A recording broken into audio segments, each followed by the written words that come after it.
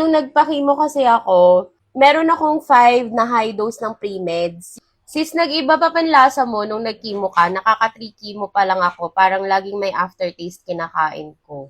Tapos na yung radiation therapy ko for today, and nandito na ako sa bahay, nakapagpahinga na rin ako, nakaidlip ako, and ngayon is magme-merienda na ako. Bago ko sagutin yan, samahan niyo muna ako magtimpla ng aking Ensure Gold na vanilla flavor. And then, meron ako ditong slice na apple. Alam niyo mga sis, since na-diagnose ako at nag-treatment, I'll make sure talaga nakakain ako ng prutas every day. Then, gulay din. Ang sa ulam namin, as much as possible, nire-request ko talaga na more on gulay kami.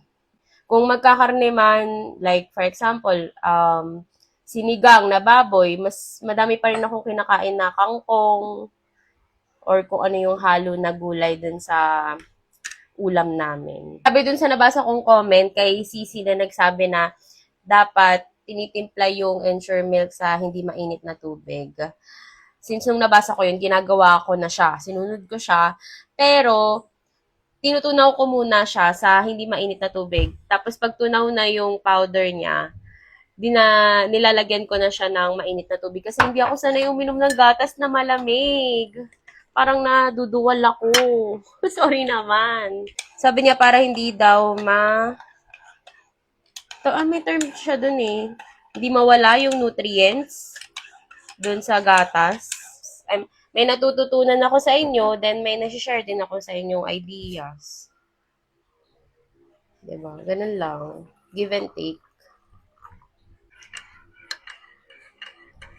Nag-iba ba panlasa mo nung nag-chemo ka? Sa ngayon pa lang ako nakita, ako po ay nakatapos na ng 8 cycles of chemo. Ang last chemo session ko was July 4. Then afterwards, nagpamastectomy ako, and then ngayon is nag-radiation therapy na. Sa naalala ko, sis, hindi naman nawala yung panlasa ko, pero may time lang na iisa lang yung nalalasahan ko. Like, kahit hindi naman matamis yung kinakain ko, nalalasahan ko siya na matamis. Ewan ko, ang weird ang panlasa ko, ganun. Nakakatatlong chemo pa lang ako, parang laging may aftertaste kinakain ko.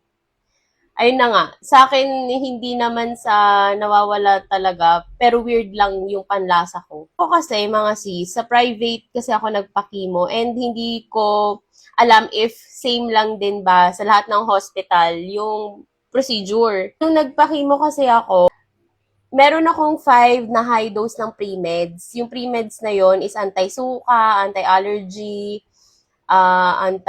yung para sa tiyan daw yon, ganun. So, before pa i-inject sa akin yung pinakagamot ko sa chemo, is in-inject muna sa akin yung 5 pre-meds na yon para hindi ako mahirapan after session.